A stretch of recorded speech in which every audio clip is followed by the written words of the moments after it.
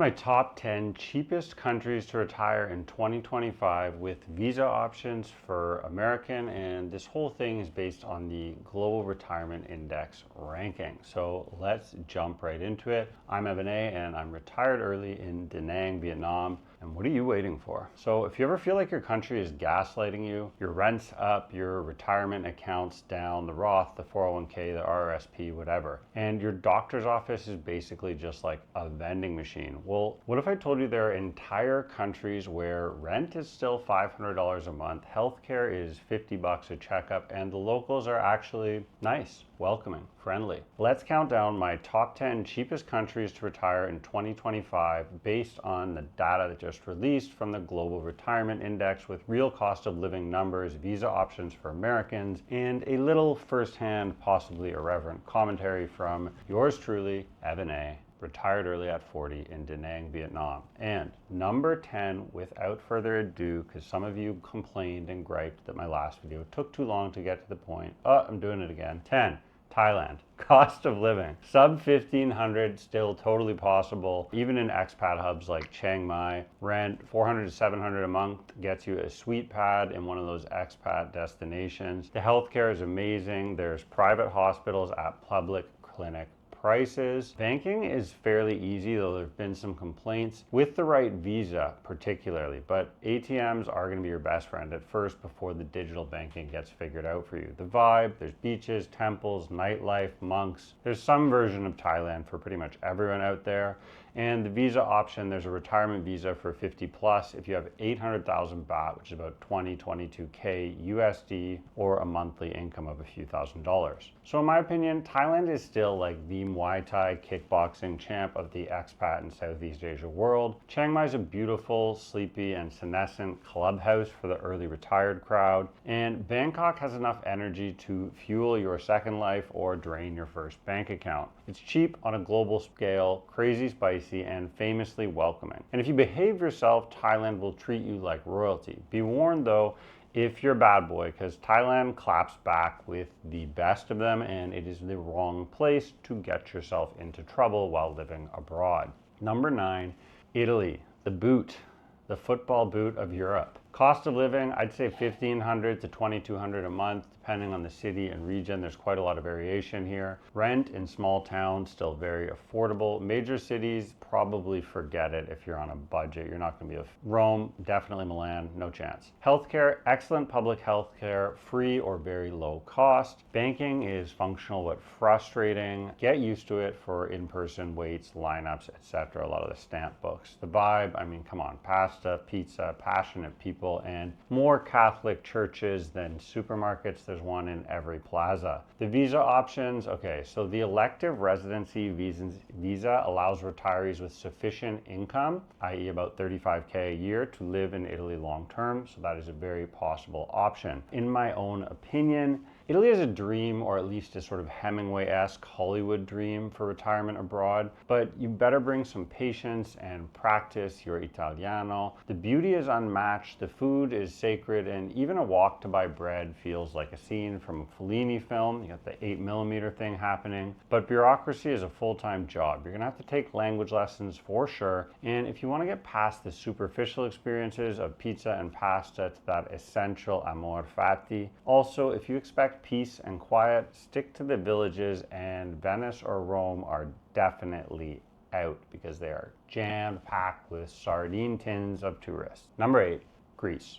Cost of living, 1,300 to 1,800 a month. As always, these are ballpark numbers. Rent in Athens and I'm going to say this wrong, Thessaloniki offers deals. The islands can be more pricey because they're popular with tourists. Healthcare is decent and improving. Private insurance is definitely recommended. There's a Safety Wing link below. Banking, EU regulated, manageable with some help. The vibe, it's got that crumbling marble fresco, ouzo sunsets, and a pace so slow it might just reverse time for you. The visa options to Greece offer a financially independent visa with proof of only 2,000 euros a month income. So this is still feasible for a ton of people, including digital nomads and other expats. In my opinion, from Plato to Giannis, Greece feels like that old Mediterranean dream that never quite sold out. These people are the definition of authentic. My hometown in Toronto has whole neighborhoods of Greeks. They're loud, they're loving,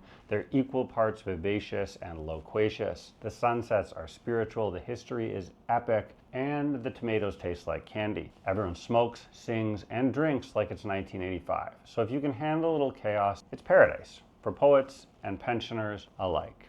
But there's always a but. Number 7, back to Southeast Asia, Malaysia. Your monthly cost here, if you want to live that affordable luxury lifestyle, $1,500 I would say is the baseline for a pretty damn good life. Rent in Penang or Kuala Lumpur, you get killer value for your money, way under $1,000, something nice with 500. Healthcare is fantastic in private hospitals. English-speaking doctors are the norm. Banking, again, English-speaking, modern, no VPN or tantrums required while you wait in line. Vibe, it's multicultural, it's tropical, and it's shockingly underrated. That one's for my friend Lafty. The visa options, the MM2H, my Malaysia second home visa, lets retirees with moderate savings settle long term. Some are going to say you need a bunch of money. A bunch of money compared to where, you know? In my opinion, Malaysia is one of the best kept secrets in Asia. Clean, safe, and shockingly affordable for the level of comfort you get. If you're chasing nightlife or romance though, it might feel a bit sleepy, but if you're into street food, colonial history, and architecture, and slow mornings with a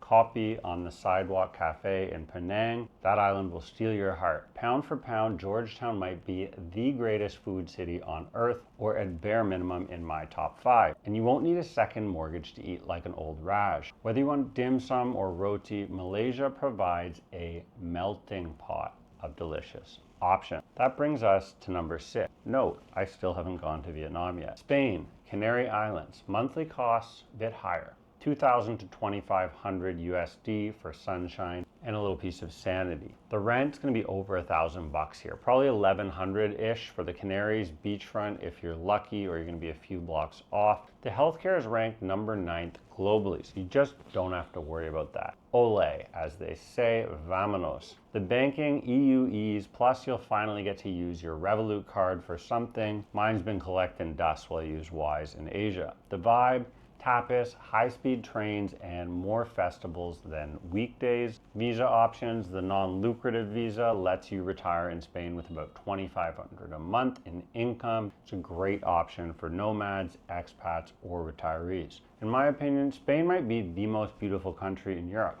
Maybe the world. Every town just looks like a majestic fresco painting. The food and wine rival Italy and France, and the football culture is pure magic. El Mágico, as they say. The heritage feels alive, from flamenco to Moorish palaces. But let's be real, I'd be dreaming of Madrid or Barcelona or even Ibiza, and those dreams don't come so cheap anymore. The Canary Islands are a solid plan B, but part of me would always be peeking across to the mainland, dreaming of what could have been. Sort of like living in one of the other boroughs, right? When you're outside Manhattan in Brooklyn looking in. That brings us to number 5. France, not Paris, 2,000 to 2,600 a month. I'd say it would be a good budget. The rent, 7 to 1,200, always USD. In provincial towns, way more in Paris. Way more in Paris, at least to live the way I want to. Healthcare, arguably the best in the world. Number 1, affordable, efficient, universal. It cannot be beaten, and that cannot be underrated. The banking is strong, but it's also bureaucratic. The vibe, I mean, come on, we all know the vibe.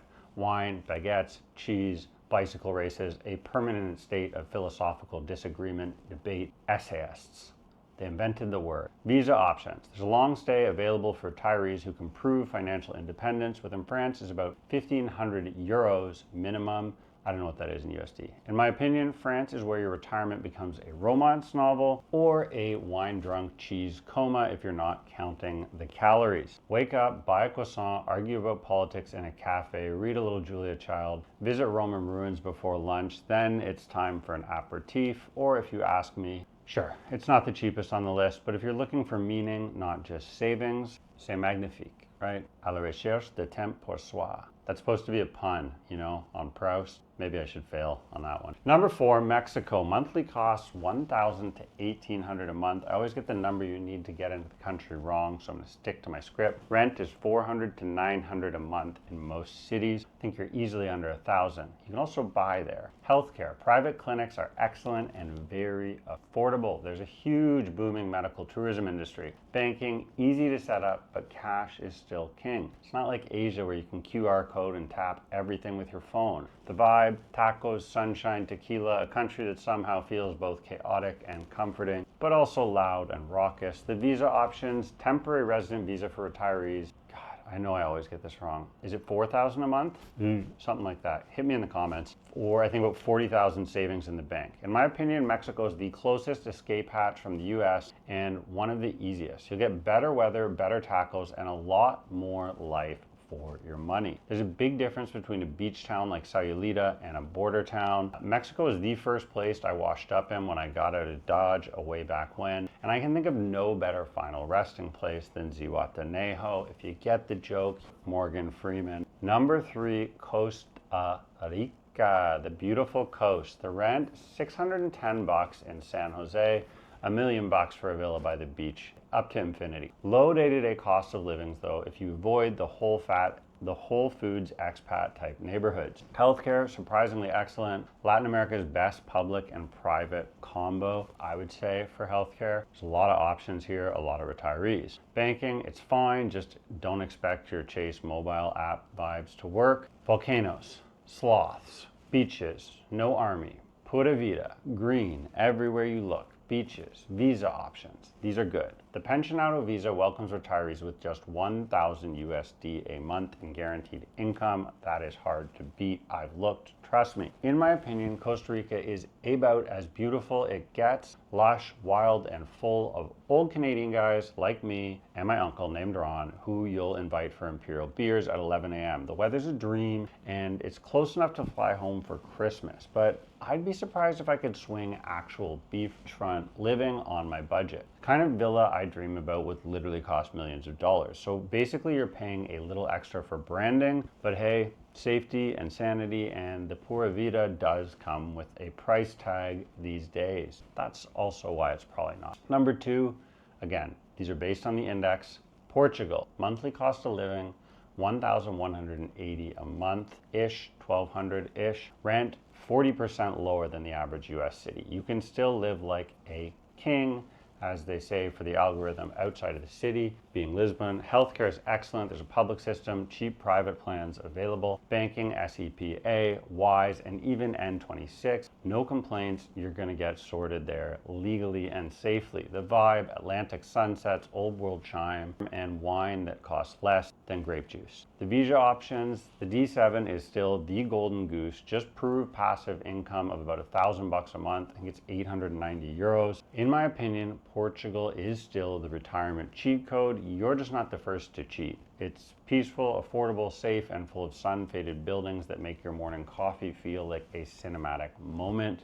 But there's a fairly big problem, and I hate to break it to you, but it's us, it's me, it's you. Lisbon's no longer a secret, and other expats and retirees and YouTubers have already landed and inflated prices in all the major cities. That said, if you're dreaming of the Azores like all my fellow Torontonians and fishermen, or smaller towns like Coimbra or Tavira, an affordable European retirement might still be hiding in plain sight in Portugal.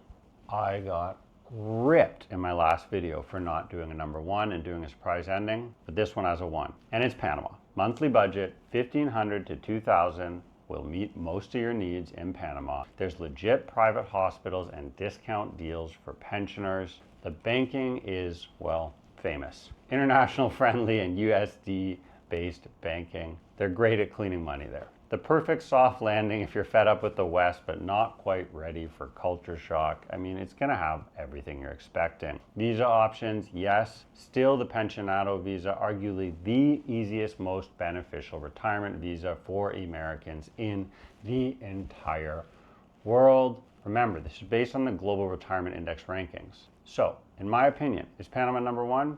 Probably. I mean, it just makes sense. Maybe a little too much sense, if you know what I mean. Like, you get modern comforts, you get tropical weather, you get a rock solid currency, and a retirement visa so generous, it honestly feels like bureaucracy and more like a friendly handshake or a back scratch. If you want a smooth, no stress entry into expat life without giving up on convenience, it's hard to beat Panama. But if you're chasing grit, chaos, or cultural immersion, Panama can feel like strip mall version of Latin America, polished, easy, maybe a little too safe for the more adventurous crowd. In my opinion, don't roast me too bad, ladies and gents. That's it. It's the top 10. Most of you have already clicked away, but here's the roundup. 10 countries where your retirement can actually feel like a reward based on the Global Retirement Index in 2025. And if you're serious about joining me and retiring abroad, specifically in Southeast Asia, or just testing out the waters today, right now, my Cost of Living Abroad membership, which includes all of my courses, guides. It's bundled with my Move to Vietnam Masterclass. It's just $49.95. You can get it with this link on screen right here. The sooner you start planning your escape, the sooner I'm going to see you over here. If you're curious about what it's like to live in Vietnam, you click this video right here over my right shoulder, and I'll see you in Da Nang soon. If you want to move somewhere else in Southeast Asia, or you're still curious about other countries, you click this video right here. Thanks so much. I'm Evan A.